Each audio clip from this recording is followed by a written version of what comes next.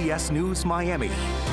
Good afternoon, and thank you for joining us. I'm Najahe Sherman, and welcome to CBS News Miami's 4 p.m. Quickcast. Let's take a quick look at today's top stories. New details after shots rang out inside a Walmart superstore. Investigators say one man was killed, and now we are learning that person was an innocent victim just trying to help. CBS News Miami's Trish Christakis has the latest developments. The Broward Sheriff's Office arrested this man, 22-year-old Tyrone Shavar Sterling, in the shooting that killed one man at this Walmart in Lauderdale Lakes. Everybody just started running. I ran out of there. I left my book bag, but I had my wallet with me. I almost left that too. According to deputies, Sterling, who worked at the Walmart but was off, arrived at the store to meet with the woman who was working there. I think maybe he got in an argument with somebody, but he probably was just shopping like all of us. According to investigators, Sterling and the unidentified employee got into an argument that turned physical. Sterling dropped a gun, tried to steal the woman's cell phone, and that's when they say the victim got involved. The Good Samaritan was shot multiple times, killing him. Shoppers who were there, like this woman, left their personal items in the store while fleeing. Today, they can pick those items up and questioning their safety. That's my safety, so I may just go to another Walmart. Sterling was arrested on charges of first-degree murder and armed robbery by sudden snatching. And we are still working to get new information, so stick with us, because right here on CBS News Miami, we'll have the latest for you starting right at 5. Reporting in Lauderdale Lakes, Trish Christakis, CBS News Miami. Miami City Commissioner Joe Carollo is defending his actions. It's after allegations that he used his power to harass 2 Little Havana business owners. He is being sued in federal court. The owners of Ball and Chain restaurants say he used police and code enforcement against them because they supported a political rival. On the stand today, Carollo said as a commissioner, he has a duty to address potential code violations. He says he did not target Fuller Properties. They are suing for $2.5 million. A controversial Miami police officer is getting his badge back.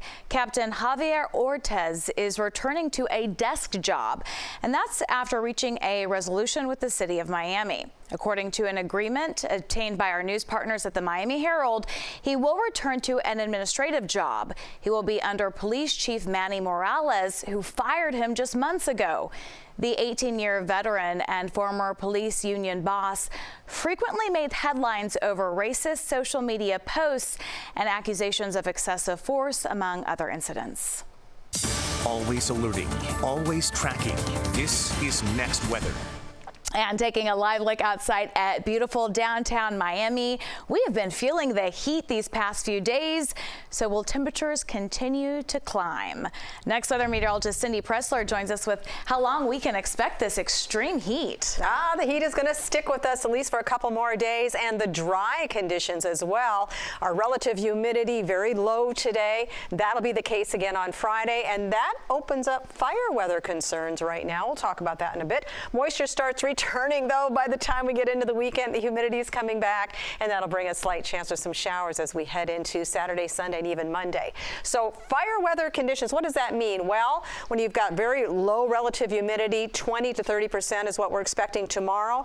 Dry grass, anything, it could create a wildfire, so you've got to be careful. We don't recommend outdoor burning for the next couple of days. Winds will not be a concern, so red flag conditions are not present, but be very careful because it is so dry, considering we had all that rain last week, but now it's dry out there. Right now, 40% relative humidity. Look at Homestead, 37%. That is dry, but comfortable conditions, even when the temperature is 90 degrees. That pretty much is where it feels. You don't have the addition of all that moisture in the air to make it feel stickier. Down south, a little bit cooler because of the water temperatures, but yes, the heat is going to stick with us. No rain, of course, to speak of here. There are some thin clouds, those cirrus clouds that are way up high. They're made out of ice crystals, and we still have those present. Same thing yesterday. So we're going to call it a mostly sunny sky, but again, you got those clouds up there, and our rain chances will stay at 0 on Thursday. Now you see a little bit of a change here. The pattern is beginning to transition on Friday. Winds turn to the south and east. That'll start bringing in more moisture be a little stickier.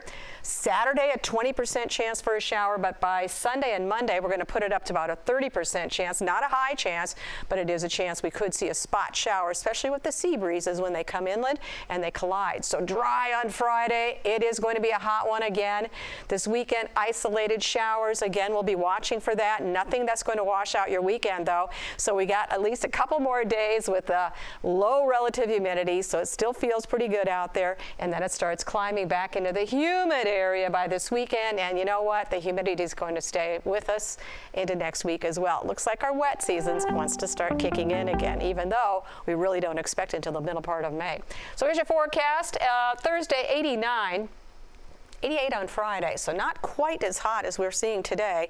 Like I said, right now it's 90 degrees. And then Saturday with a slight chance for a shower, especially on the coastal areas. And then Sunday we're going to push that up to 30% with highs in the mid-80s. So with the moisture in the atmosphere, that's going to help keep it a little bit cooler with more cloud cover. Same thing for Monday, Tuesday, and even Wednesday. We'll stick at about a 20 to 30% chance for a shower in the afternoon. All right. Thank you, Cindy. Well, speaking of weather, it is safe to say that South Floridians know how to prepare for hurricanes. But when it comes to tornadoes, that's often a different story. And with the tornadoes we saw over the weekend in Palm Beach Garden, some South Floridians say they want to know how to prepare. So we asked the chief meteorologist from CBS News Dallas, who is no stranger to tornadoes. Having a safety plan in place, just knowing lowest level of your house, most interior room possible.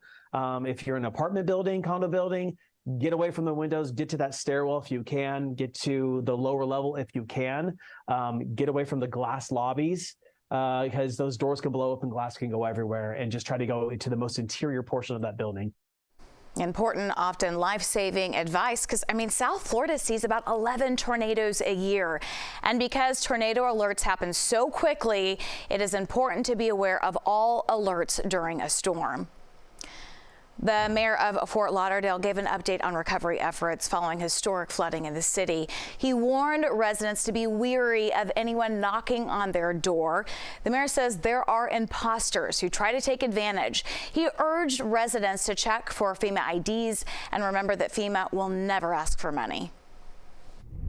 So we are working to set up the disaster recovery centers. It should be a one-stop opportunity to allow residents to ask questions and get help with their applications. So we are told that the approvals for the applications are already in process. Early applicants may even see money by the end of this week. So if you get your application completed and it is found to be in proper form and the loss has been verified, you should be able to get money by the end of this week. For more information on how to receive help from FEMA, visit disasterassistance.gov or call 1-800-621-FEMA. When we come back, a bill aimed at curbing illegal immigration in Florida has been sent to the governor's desk. We'll explain what it means after the break. Welcome back. A bill aimed at curbing illegal immigration in Florida has been sent to the governor's desk after clearing the House. Here's a look at some of the more controversial provisions in that bill. One requires hospitals that receive Medicaid funding to collect data on patients' immigration status. Another criminally penalizes those who transport someone who unlawfully entered the country and who was not, quote, inspected by the federal government. And this could mean driving someone to school, church, or even a doctor's appointment.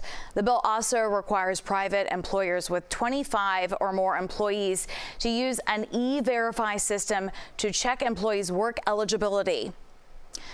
Moments of confusion leading to bloodshed across the country. We have been reporting for weeks about people across the country being shot at, sometimes even killed for innocent mistakes like showing up to the wrong address. Florida is one of 30 states where stand your ground laws exist. But when can you use your gun as a line of defense? What both stand your ground and what's called the castle doctrine allows you to do is to use the same force that's being used against you. So that means if somebody drives onto your property and they're looking for an address and it's the wrong place, you can't just go out and start shooting at them. Starting July 1st in Florida, you will no longer need a permit to carry a concealed weapon, but guns will still not be allowed in certain places. That includes schools, government buildings, and airports. Today, the U.S. Education Secretary will be in South Florida. He is expected to visit Turner Tech High School and Skylake Elementary. Secretary Cardona is also expected to speak with the Miami-Dade County School Superintendent, along with members of the school board and city officials. They will discuss the state of education in U.S. and in South Florida. Thousands of people are expected to flock to South Florida for the Miami Grand Prix this weekend. But sadly, big events like this increase human trafficking risks. Local leaders have a very important message for criminals, not in our town. They are launching a human trafficking awareness campaign. It's to make sure everyone is safe and can recognize the signs. The messages will be visible on billboards across Miami-Dade County and inside Miami International Airport. We do this because awareness is prevention. So again, today, we stand united with one voice to say to the predators who feel that they can get away with the exploitation and trafficking of our young, again, we say together, not in our town, not in our community. The Miami-Dade mayor says that the county has 3,000 personnel with specialized training to identify and stop human trafficking. There's also a specialized human trafficking squad and organized crime bureau. And later on CBS News Miami, raising awareness about mental health struggles during or after pregnancy. How one woman shares her message with other moms. That's tonight at 5. And that is the CBS News Miami Quickcast. I'm Najahe Sherman. Stay tuned for more news right here on CBS News Miami.